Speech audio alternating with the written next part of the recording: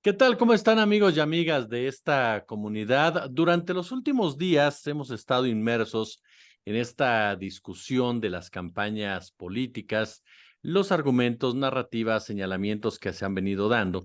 Y dentro de todo este marasmo de opiniones y de diatribas, pocas propuestas, llamó la atención una declaración de dos personajes que aspiran a convertirse en presidentes de la República, Santiago Krill Miranda y Enrique de la Madrid.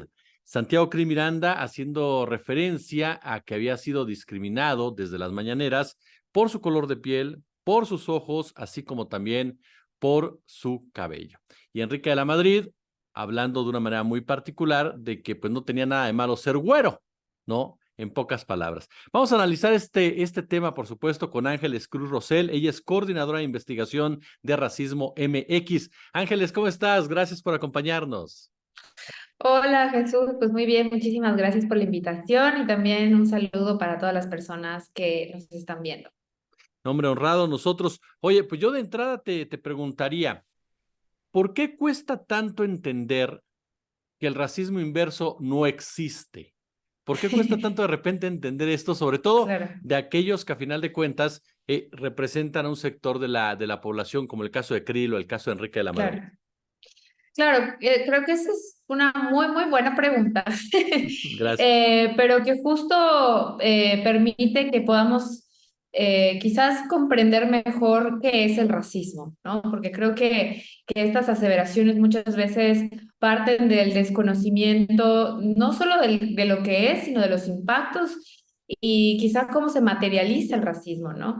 Nada más como para ir como ahí enarbolando, bueno, pues el racismo muchas veces pensamos que son como actos individuales, ¿no? Como una persona que en lo individual y personalmente elige ser racista contra otra persona, ¿no? Y que digamos que ahí se quedan, como en una cuestión como individual. Pero hay que recordar que el racismo no es una cuestión individual, no son actos individuales, sino más bien es un sistema, ¿no? Es un sistema histórico, estructural, institucional, que lleva inserto en nuestras sociedades desde hace 500 años o inclusive desde hace más, ¿no?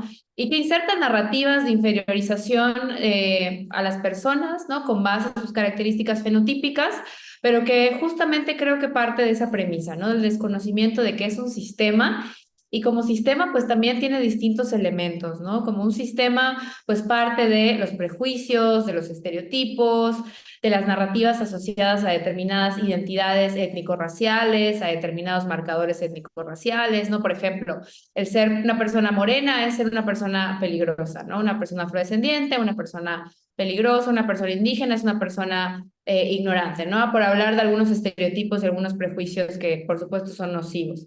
Pero también la otra cuestión es que el racismo se materializa en la discriminación, ¿no? Se materializa en actos de distinción que parten de estas narrativas de prejuicios y estereotipos, pero que se materializan en que las personas no pueden acceder a derechos, que no pueden acceder a espacios, etcétera, ¿no? Pero también hay un tercer componente que es importante, que es el componente de poder.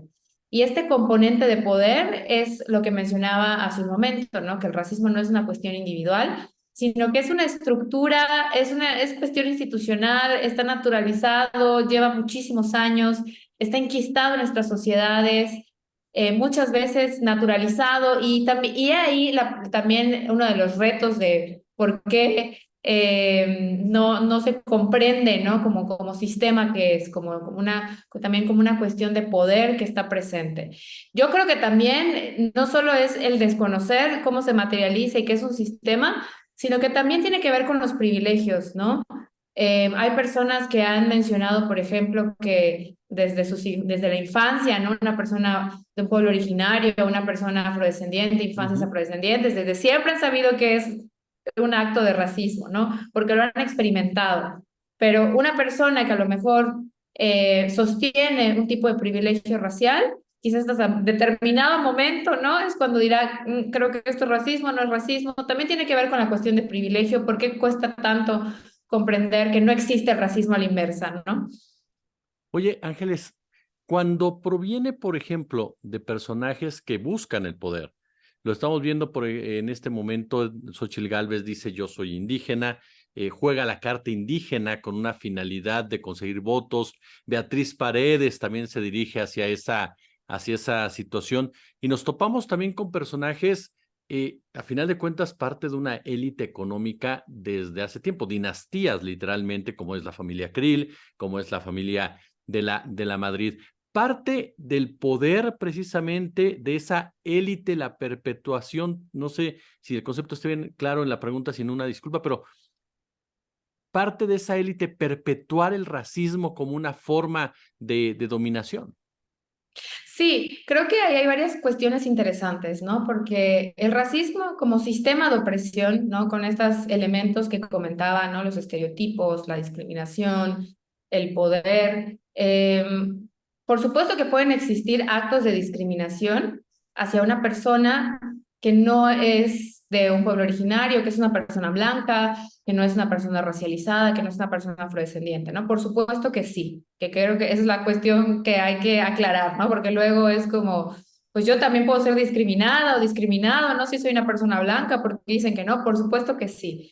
El tema es que la cuestión de poder no está, ¿no? Cuando una persona blanca experimenta un acto de discriminación hacia su físico, hacia su fenotipo, es un acto de discriminación, sí, pero el componente de poder no está, que es lo diferente cuando una persona racializada sí experimenta el racismo.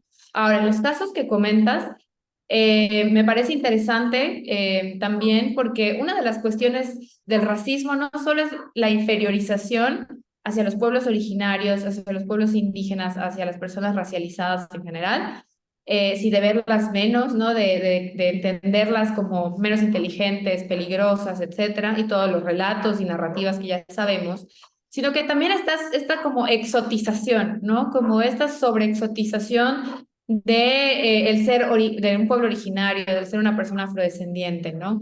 De esta folclorización, por ejemplo. Y a partir, por ejemplo, de los casos de Xóchitl Gálvez, de Beatriz Paredes, pues también un ejemplo ha sido lo que ha comentado Yasna Aguilar, ¿no? Que ha señalado que justamente, ¿no? Como el tema de, en este proceso electoral, llegar a estos puestos, ¿no? Es como esta medalla política, utilizan esta folclorización y esta exotización del ser de un pueblo originario para cargarse esa medalla política, ¿no? Pero por supuesto, creo que habría que preguntarse si claro, durante su vida personal, durante su carrera política, durante su vida laboral, si han experimentado también los efectos de la discriminación racial, tal como a lo mejor lo experimentará una persona de algún pueblo originario en su comunidad, ¿no? Que también está eso. No solo es el de identificarse utilizando una identidad, folclorizando y exotizando una identidad, sino también las experiencias de discriminación racial de la colonización que los pueblos originarios viven en sus comunidades, ¿no? No es nada más la autoadscripción, sino también el cómo se vincula a una persona a una comunidad, cómo también el propio contexto te racializa y te hace justamente estar en esa inferiorización, ¿no? En la jerarquía más baja, que como sabemos las personas racializadas en México, tanto indígenas, originarias, afrodescendientes, etcétera, tanto en temas de movilidad social, tanto en temas de obtención de empleo, educación, etcétera, pues están esas barreras estructurales, ¿no? Esa sería la pregunta, si se han experimentado eso. Pero más que nada, como redondeando, yo diría que es una exotización, una folclorización de la identidad, que me parece muy sospechosa que en este momento, pues sí se la cuelguen, ¿no? Sobre todo cuando hay algo que están buscando. A eso iba con la siguiente pregunta, Ángeles.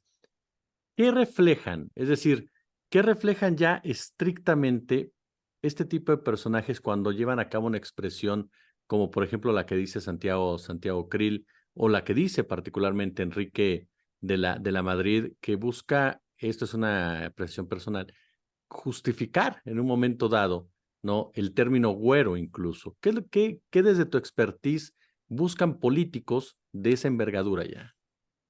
Pues yo creo que, o sea, ¿O qué en un reflejan, no? lo que yo creo que así como a grandes, así lo primero que se me vino a la mente cuando estaba revisando las noticias hace unos días, ¿no? Y también lo de Xóchitl Gálvez y lo de Beatriz Paredes, es que creo que refleja un privilegio racial muy grande, ¿no? Y cuando hablo de privilegio racial, hablo de cómo ciertas corporalidades, cómo ciertas características fenotípicas, cómo ciertos marcadores culturales son leídos en nuestro país. por supuesto que hay ciertos marcadores étnico-raciales, identidades étnico-raciales que son sujetas a esa inferiorización, ¿no? A relatos de exclusión, de discriminación, de opresión y violencia.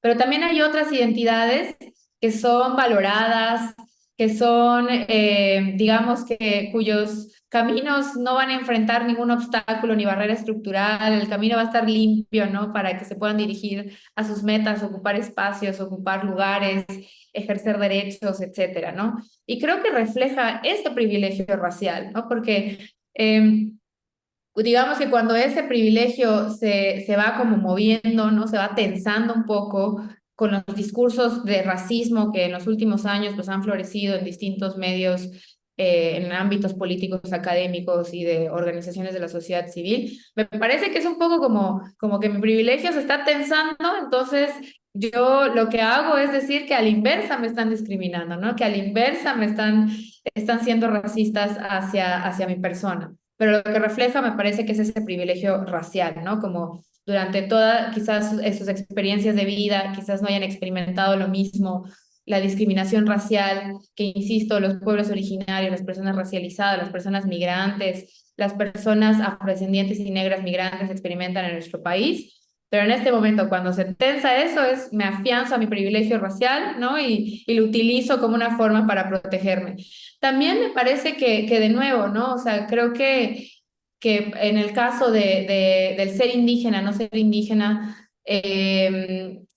me parece de nuevo también peligroso, ¿no? Porque las luchas de los pueblos originarios en lo legal, en lo político, se han dirigido a obtener que la autoadscripción sea una cuestión legal reconocida, es decir, que las personas indígenas o de pueblos originarios puedan decir yo soy maya, yo soy mije, etcétera, ¿no? Y que ha costado una batalla muy grande y larga, ¿no? Desde hace muchísimo tiempo, pero que cuando llega el momento de obtener quizás un puesto de poder, ¿no? Ahí ya sí soy, ¿no? Sí la transcripción, ¿no? Pero cuando hay condiciones, por ejemplo, de discriminación, de opresión, pues ahí quizás no lo soy tanto, ¿no? Entonces me parece eso, me parece que hay un tema de privilegio racial que quizás no se está visibilizando lo suficiente, cuestionando lo suficiente, y con esto no quiero decir que una persona blanca o en la blanquitud o no indígena o que no pertenezca a un pueblo originario no puede sufrir o experimentar discriminación, por supuesto que sí, pero hay que señalar que racismo no, ¿no? Racismo no, porque como dice Yasna y Aguilar, habría que pasar otros 500 años a partir de este momento donde las personas blancas sean oprimidas y donde hayan relatos que las opriman para que entonces podamos hablar de racismo, ¿no? Espero Ángeles, haber contestado la pregunta. como siempre, muy interesante. Oye, el término, este tema de la meritocracia, es decir, esta narrativa en donde efectivamente se cae en el racismo inverso, ¿no? Dicho por este sector, y de repente nos topamos también con una serie de tweets de diferentes personajes, caso Denise Dresser, otros académicos, en donde intentan impulsar este concepto de que yo desde abajo lo logré, mis padres trabajaron mucho y por lo tanto no se quiere reconocer que existe la movilidad social. Yo soy ejemplo de la movilidad social. Este tema de la meritocracia, ¿cuánto daño ha hecho a este país? ¿Es válida, no es válida? ¿Qué dimensión le damos y a qué intereses responde la meritocracia?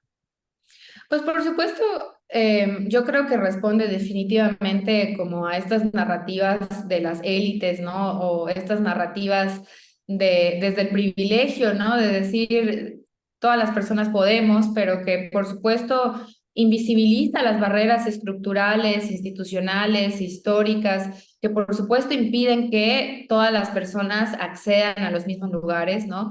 Tengan la misma movilidad social.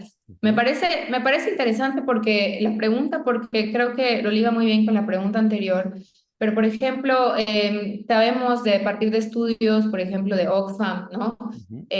Trabajos académicos que ha realizado el doctor Patricio Solís desde el Colmex, desde este grupo PRODER, sabemos que al menos de tonalidad de piel, no estamos hablando de personas aún, ¿no? De indígenas o de distintas identidades, pero utilizando nada más el marcador tono de piel, ¿no? Tono oscuro, tono moreno, tono claro, se sabe que las tonalidades oscuras o morenas están asociadas al 20% más pobre de las familias en México, ¿no? Mientras las tonalidades más claras están asociadas al 20% más rico. Y entonces ahí podemos ver que toda esta narrativa de que échale ganas, etcétera, tú puedes, es tu esfuerzo, es tu responsabilidad individual, tú puedes llegar con tu mero esfuerzo, por supuesto que es falaz, ¿no? ¿Por qué? Porque hay barreras estructurales, históricas, invisibles, invisibilizadas, que están ahí, y que imaginemos a dos personas que están partiendo de un mismo punto, ¿no? Pero de una persona quizás con privilegios, no solo raciales, sino por supuesto y privilegios de clase, privilegios de género, privilegios de capacitistas, ¿no? De cuerpo, etcétera, y pongamos a otra persona al lado, ¿no? De persona racializada, persona que a lo mejor vive en la periferia de una ciudad, que es mujer, ¿no? Etcétera, entre otras categorías. Pero la primera persona con los privilegios, pensemos que si quiere llegar, no sé, a un posgrado, el camino va a estar liso, sin ninguna piedra, ¿no? Y podrá fácilmente quizás llegar a esa meta. Fácilmente. No estoy diciendo que no le cueste, que no haya esfuerzo de por medio, que haya también que hay una inversión de tiempo importante, etcétera, ¿no?